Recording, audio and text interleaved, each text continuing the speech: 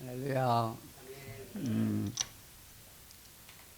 예, 이사야서 19장은 전체를 제가 다 읽지는 않았는데 제일 23절에서 25절 클라이맥스를 우리 담임 목사님께서 읽어주셨습니다.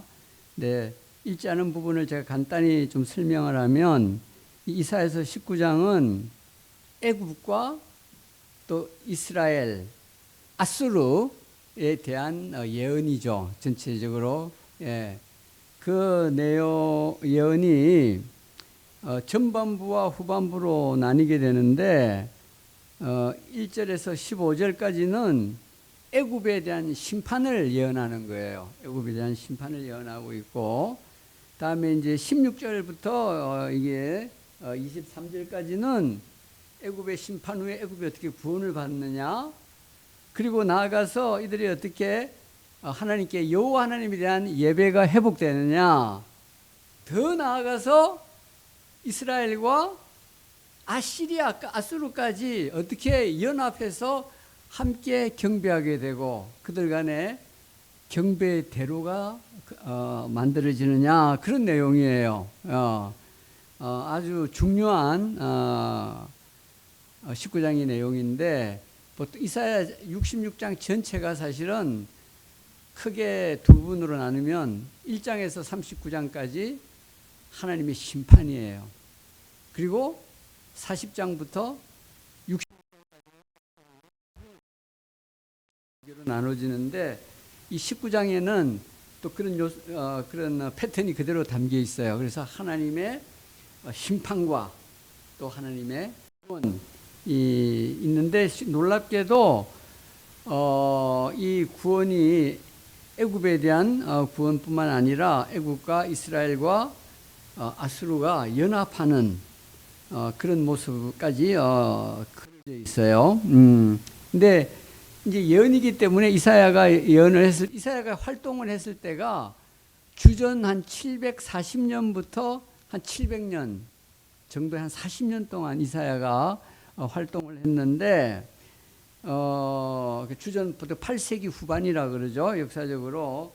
그러면 이 19장의 내용은 애굽에 대한 예언, 그리고 애굽과 이스라엘과 아수르에 대한 예언이 역사적으로 과연 성취가 됐느냐, 그럼 확인해 봐야 되겠죠. 하나님의 말씀인데 예언을 했는데 그게 성취가 안 됐다 그러면 그건 하나님의 말씀이 아니고 참 예언이 아니고 거짓 예언이 되는 것이죠. 그래서 이것이 역사적으로는 아직까지 온전하게 성취되지는 않았어요. 부분적으로 조금씩 몇 번에 걸쳐서 성취가 됐는데, 이제 특별히 이 당시는 아수르가 세계 최고의 패권 국가예요. 오늘날 미국처럼. 그래서 이 아수르가 좀 북쪽에 있죠. 북에서 이스라엘을 멸망시키고, 북이스라엘을 722년 경에 북이스라엘을 멸망시키고 이제 이집트까지 내려와서 이집트를 침공을 했어요. 그게 주전 671년 아수르가. 그래가지고 이제 애굽이 한번 심판을 받았고, 또 아수르가 이제 멸망하고 나서는 그 다음에 바벨론 시대가 한 70년 있고, 그 다음에 페르시아 시대가 있었는데, 이 페르시아도 대단한 제국이 되었기 때문에 이 페르시아도 또 이집트를 또 침공하고 그렇게 했어요. 그래서 이집트에 대한 심판의 예언이 역사적으로 최소한 두 번은 이루어졌어요. 그런데 이 이집트가 심판받는 과정에서 지리적으로 아수르가 북쪽으로 이스라엘을 먼저 치고, 근데 하나님이 남쪽 유다는 좀 보호를 하셨어요. 그리고 이제 이집트까지 내려가기 때문에 북이스라엘의 10지파가 나라가 망하니까 흩어지게 됐어요. 그 중에 사실 전 세계 사방으로 흩어졌는데 상당히 많은 수들이 일단은 가깝고 살기 좋은 이집트로 많이 흩어졌어요. 피난을 갔기도 하고 도망을 갔기도 하고 했는데, 그래서 이집트에 가보면 몇 개의 도시가 있는데 거기에 이 피난 왔던 도망 왔던 이 유대인들이 살았던 흔적들이 몇 군데 있어요. 그게 이제 엘레판틴이라고 하는 나일강의 저기 중류에 섬이 있는데 거기에 유대인들이 가서 상당히 많이 살았어요. 상당히 많이 살고 거기서는 유대인들이 많이 살다 보니까 뭐 이제 히브리 말이라 그래도 되고 그 당시에는 이제 히브리 말보다는 아람어를 더 많이 썼어요. 아람어를 더 많이 썼는데 이 사람들이 거기 살고 있었어요. 그리고 이번에 참 감사하게 제가 6월 23일 날 이란 이스라엘 전쟁 때문에 우리 대한민국 정부에서 이스라엘에 있는 한인들에게 피난할 기회를 줬어요. 그래서 버스 한 대를 대절해 가지고 예루살렘에서 남쪽으로 쭉 내려와서 이집트 카이로까지 갔는데 원래는 한 3박 4일 예정이었는데 비행기 뭐 이런 것 때문에 더 있었어요. 그래서 시간이 있어서 이집트를 좀 제가 이렇게 구경을 하게 됐는데 이 엘레판틴에 관심이 있어서 갔어요. 여기가 옛날에 유대인들이 많이 살았다는 거.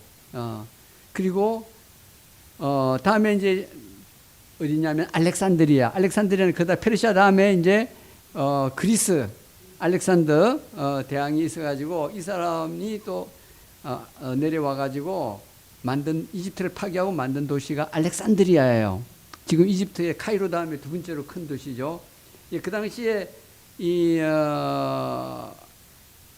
알렉산더 대왕이 죽고 나서 4명의 알렉산더 대왕의 부하들이 그 그리스 제국을 나눠서 통치했잖아요. 그죠? 그 중에 이제 이집트 쪽을 통치한 장군이 프톨레미 장군이에요. 프톨레미 왕가가 쭉 내려오는데 이 사람은 학문을 좋아했어요. 그리고 헬라 문화를 알렉산더 대왕의 뜻을 받아들여 가지고 이 헬레니즘 문화를 이집트에 뿌리 내리는 데도 큰 역할을 했는데 가장 중요한 게 알렉산드리아의 그 당시 세계 최대의 도서관을 만들었어요. 예, 그죠? 그런 이야기는 여러분 아시죠? 세계 최대 도서관을 만들었는데 알렉산드리아에 가보니까 정말 아주 멋진 도서관이 있더라고. 이거 유엔에서 이렇게 돈을 내 가지고 아주 어마어마한 도서관도 만들었는데 그 당시에 이 프톨로미 이제 왕조의 두 번째 왕인가가 어마어마한 도서관을 만들어놨는데 뭐 건물만 크게 지으면 뭐예요? 그 어마어마한 좋은 책들이 쫙 들어가야 되잖아요. 좋은 책들이 다 모았는데 딱 하나 없는 게 있어. 그게 뭘까요? 네, 구약 성경이 없는 거야. 그래서 물론 구약 성경에 일부 히브리어는 있었는지 모르겠는데 이제 그 당시에는 헬라어를 쓰는 시대이기 때문에 책 중에 이 구약 성경에 헬라어 번역본이 있어야 되겠다 이거야. 그래서 그 당시에 유대인의 랍비들 가장 실력 있는 랍비들 72명이라는 말도 있고 70명을 불러가지고 구약 성경을 번역하게 했어요. 구약 성경은 이제 우리가 지금은 39권이잖아요. 우리 계산으로는. 근데 이제 이스라엘 사람들은 그걸 27권으로 이렇게 나눠놨는데, 모세오경이 제일 중요하죠. 그 다음에 예언서 내지는 역사서, 뭐 성문서 이렇게 나눠져 있는데, 모세오경부터 번역을 시작했어요. 주전 한 3세기경에. 그래서 이 알렉산드리아 도서관에 구약 성경에 헬라어 본이 들어가 있게 된 거예요. 그걸 70인역이라 그래요. 72명이 했는데 그냥 간단하게 70인역이라고 해가지고. 근데 이런 일도 있는 것처럼 이 하나님께서 이 애굽을 심판하셨지만 이제 망한 유대인, 피난 온 유대인들을 통해서 이렇게 여호와 신앙을 이집트에 하나님께서 심는 그런 역할을 했어요. 참 놀랍죠, 그죠? 이스라엘이 자기 나라를 갖추고 있을 때는 우리끼리만 하나님 섬기자고 그랬고 선교를 잘 안 했어. 그러니까 하나님이 억지로 망하게 해가지고 흩어버린 거예요. 우리 사도행전에도 그렇잖아요, 그죠?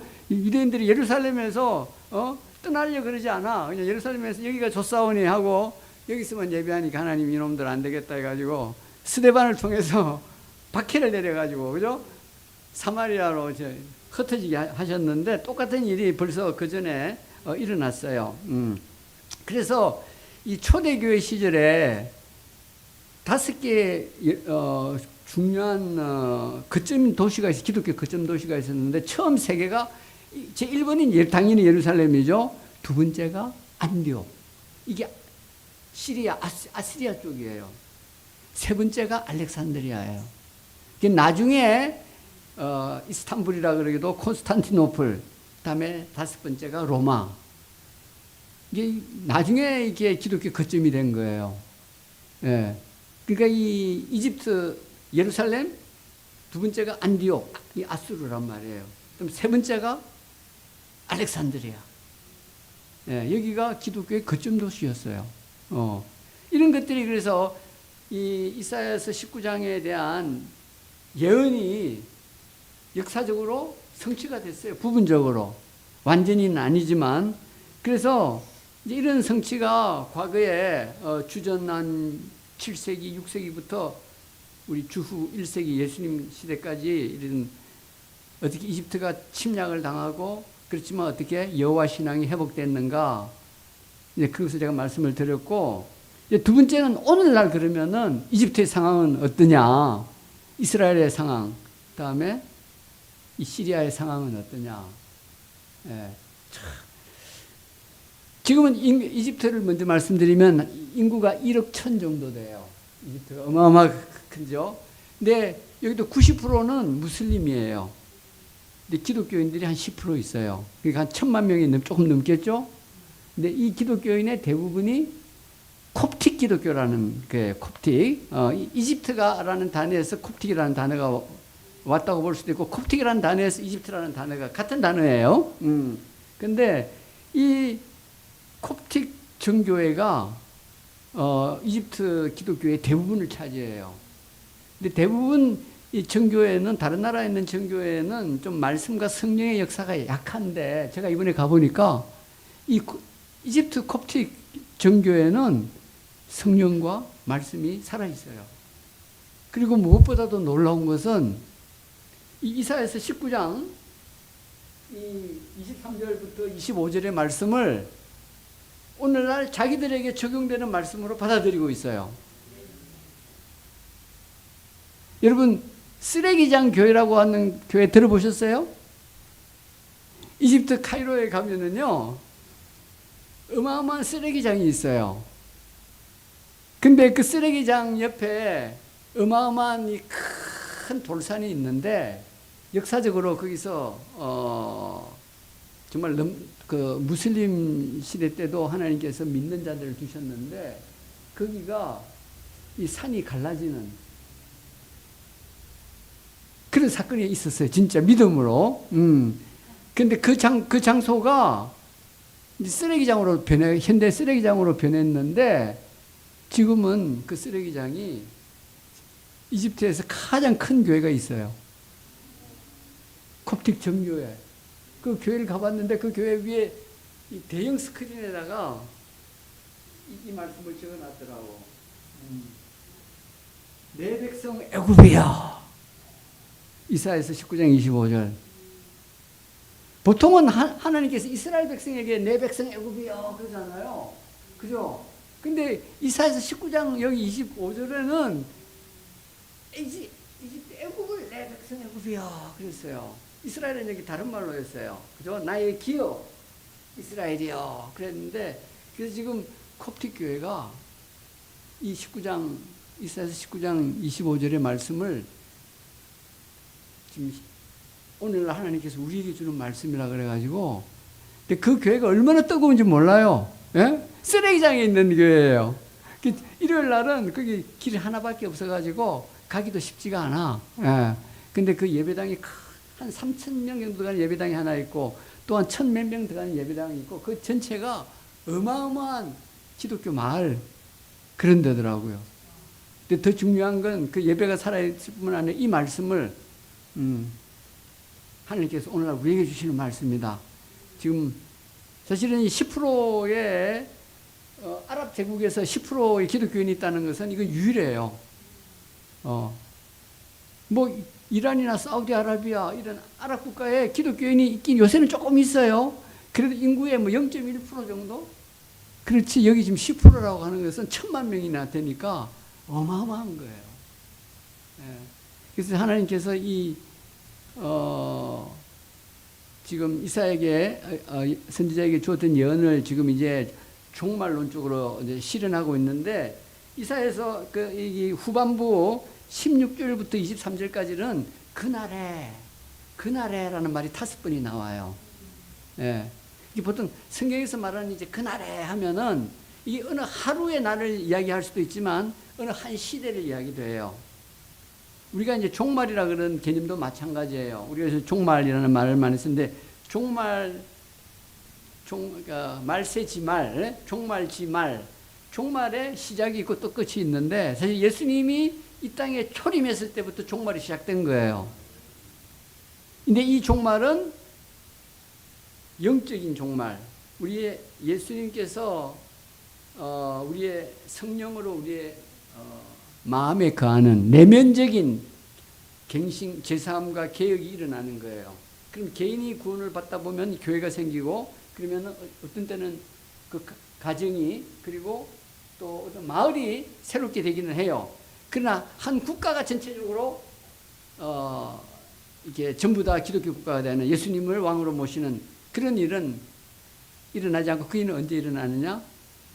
예수님의 재림 때. 예, 이 종말지 말이에요. 예. 그리고 나서 이제 천년왕국이 시작되면, 이때 예수님 온 나라가 이 예언이 그대로 다 정말 이루어지는데, 그 중에서 샘플이 이 이집트, 이스라엘, 아시리아의, 여기가 전 세계의 영적 중심지가 되는 거예요. 물론 그 중에서도 또 이스라엘이 또 중심이 되겠지만, 제가 지금 이제 21세기에 전반을 두고 있는데, 제가 이집트 내에 이런 놀라운 일들이 일어나고 있다는 거예요. 예. 그리고 이제 이집트하고 비슷한 상황이 지금 이제 여기 이제 이집트, 이스라엘, 시리아 이렇게 경배의 대로가 열리잖아요, 그죠? 그러니까 이스라엘이 항상 중간에 있는 거예요. 예, 중간에 있는데, 이 이스라엘에도 여러분이 아시는 대로 이제 1948년 독립하고 나서 유대인들 중에 일부가 이제 나사렛 예수를 메시아로 믿게 되고, 이제 이런 일이 있고, 67년 6.1 전쟁 때 이제 동예루살렘과 웨스트뱅크 이런 것들을 다 빼앗으면서 메시아닉 유대인들이 많이 증가했어요. 지금 한 3, 4만 명 정도 된다고요. 이게 유대인이 지금 한 800만 명 되니까 한 0.45%가 메시아닉 주, 예? 크리스천인데, 이 사람들도 지금 이제 늘어나고 있죠. 그래서 이스라엘 내에 이스라엘 내가 그렇고, 이제 이스라엘 바로 주변에 팔레스타인이 있지 않습니까? 웨스트뱅크와 서안지구와 가자지구가 있는데, 이 가자지구는 뭐 지금 전쟁 전에 한 1000명 정도 기독교인이 있었는데, 지금은 너무 한 500명도 안 될 거예요. 그렇지만 여기도 이제 교회가 3개가 있고, 성서 공회도 있고, 뭔가 아직까지 그릇 남아 있어요. 그래서 전쟁이 끝나면 이제 여기도 부흥이 일어날 거라고 보는데, 이제 웨스트뱅크 이 서안지구에는 인구가 한 350만 명 정도 있어요. 350만 명 정도 있는데, 그 중에 기독교인이 얼마가 있느냐면은 한 15만 명 정도, 10%가 좀 못 되죠. 예, 200만 명 중에서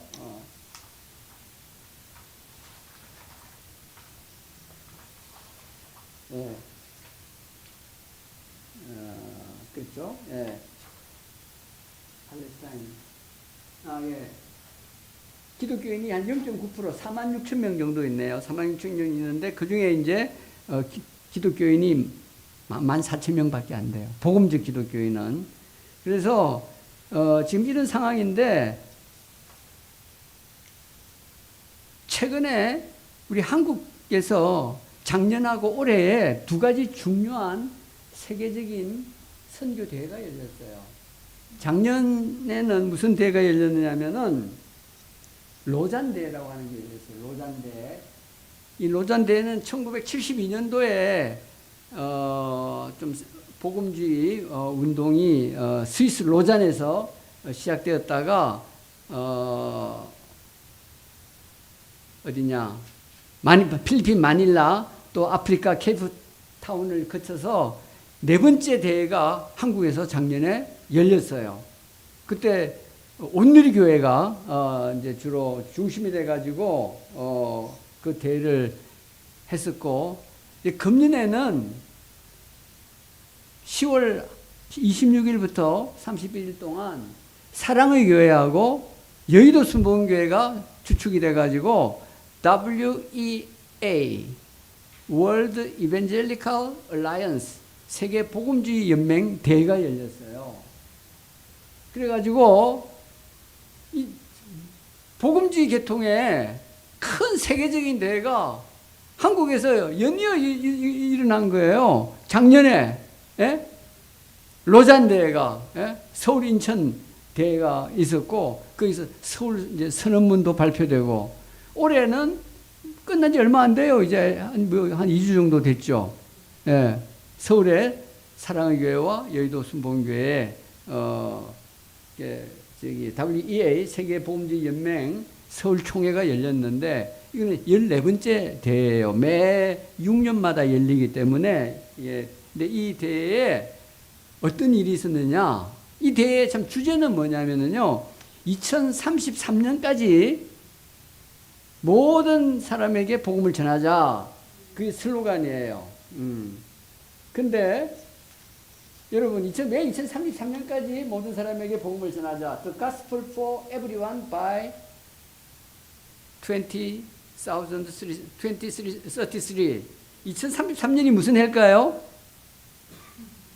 예수님께서 돌아가시고 부활 승천하신 지 2000년 되는 해예요. 2033년이. 그래서 그때까지 모든 민족에게 복음을, 모든 사람에게 복음을 전하자.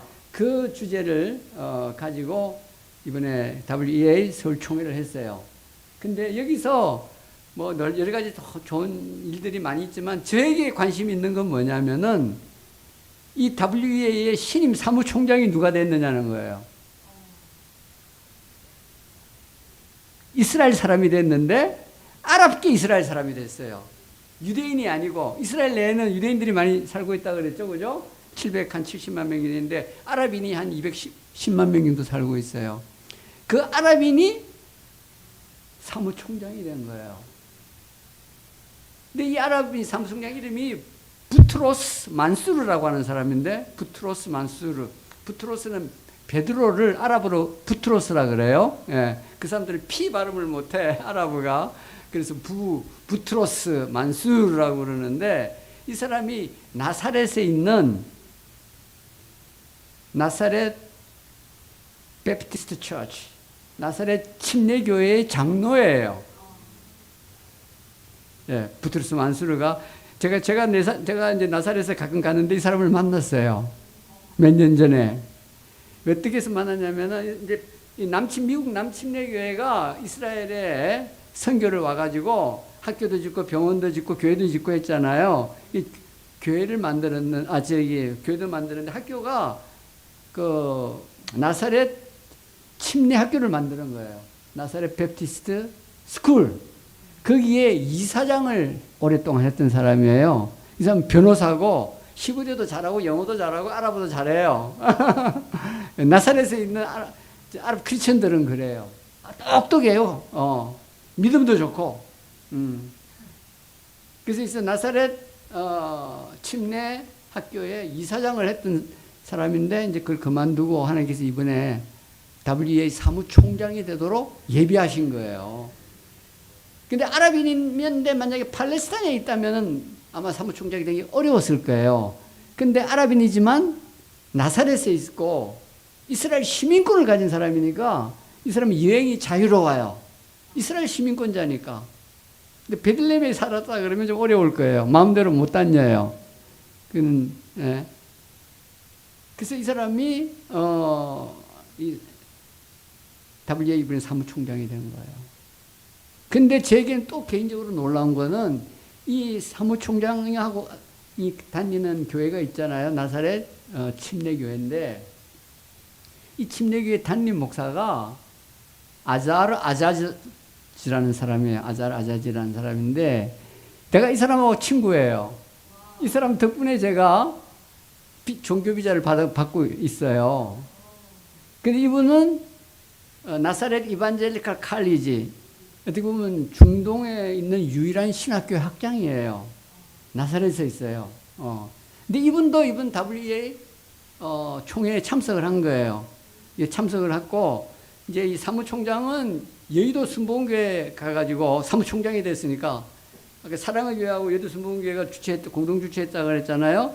그래서 여의도 순복음교회 이용훈 목사님이 초청해서 이제 거기 참석하고 나사렛으로 돌아가고, 이 아자르 아자지 학장은 저하고 어떤 홍 목사님이라는 분이 두 사람 며칠 동안 섬겼어요.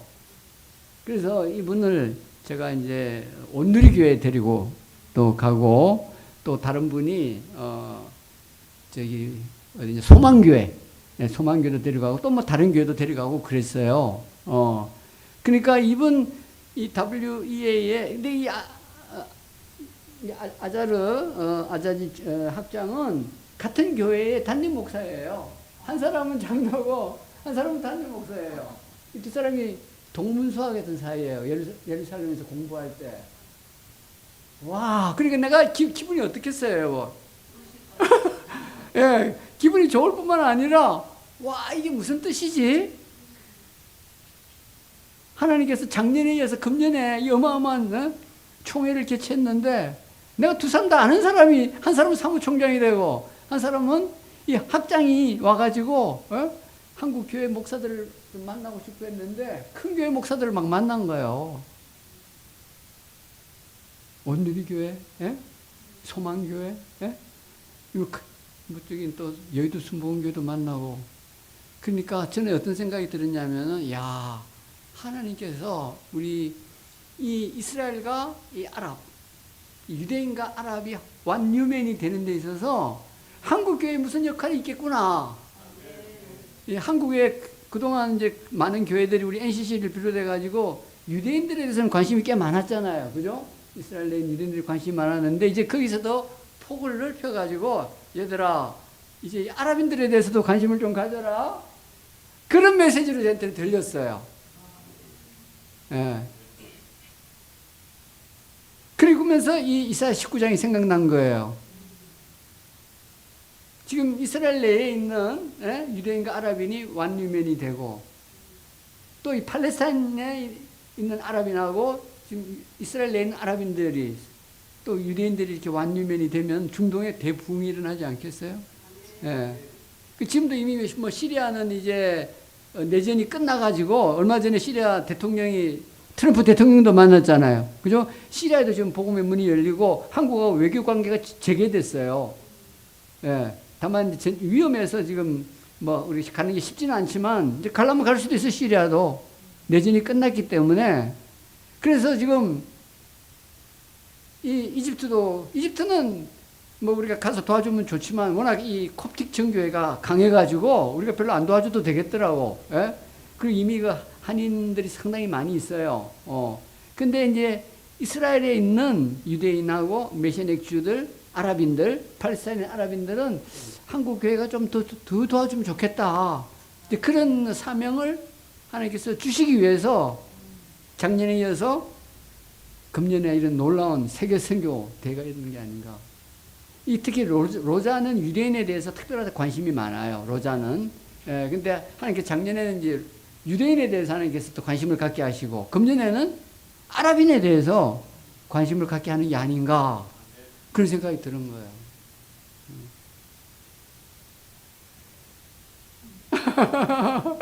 그래서 제가 여러분들하고 나누고 여러분 이런 제 해석을 받아들일 거라고 생각해요. 근데 놀랍게도 이런 큰 사건뿐만 아니라 작은 사건. 제가 어저께 이제 온누리교회 그 샬롬 이스라엘이라고 매주 토요일마다 기도회가 있어요. 8시부터 9시 반까지 샬롬 이스라엘인데, 처음에는 이스라엘을 위한 기도를 시작했다가 지금은 뭐 아랍, 팔레스타인, 뭐 열방을 위해서 핍박받는 뭐 중국이나 뭐 여러 나라 우리 또 위해서 기도하는데, 거기에 어떤 여자 집사님이 한 분 이스라엘에 갔다 왔다고 간증할 시간을 줬어요. 그 지도하시는 오화평 목사님이란 분이. 근데 그분이 나와서 간증을 하는데 이분이 며느리가 유대인인 거야. 그리고 최근에 이제 다니엘이라고 하는 아들을 하나 낳았어. 손자가 되는 거지. 예? 그리고 이제 자기 아들은 지금 이스라엘에서 일을 하고 있는데 이스라엘의 예루살렘에 5개의 한인교회가 있어요. 그 중에 이제 한인교회 하나를 다니고 있는데 이 아들이 그런다는 거예요. 거기는 이제 이스라엘 한인교회는 우리 대사관 직원도 나오는데 라말라에는 우리 대한민국이 이스라엘하고는 정식 외교관계, 대사관계가 있지만 팔레스타인하고는 아직 대사관계가 없고 대표부 관계만 있어요. 그래서 라말라에는 대표부 사무소만 있어요. 근데 거기 사무소 직원도 또 이 이스라엘 한인교회에 나온다는 거예요. 그러면서 이 아들의 말이 엄마, 내가 이스라엘 한인교회 다녀보니까 유대인도 중요하지만 아랍인도 중요하더라. 이런 이야기를 했다는 거예요. 우와! 이게 우연히 일치겠어요? 와. 이거는 분명하다. 이거는 하나님께서, 우리 한국인들이, 한국교회가, 이제 이스라엘에 있는 유대인, 메시아닉 주 특별히, 그리고 뿐만 아니라 아랍 크리스천. 근데 아랍 크리스천들이 기독교인이라 있긴 있는데 이 기독교인들은 대부분 정교회나 가톨릭이에요. 그래서 여기도 파워가 별로 없어요. 그냥 예전 중심이야.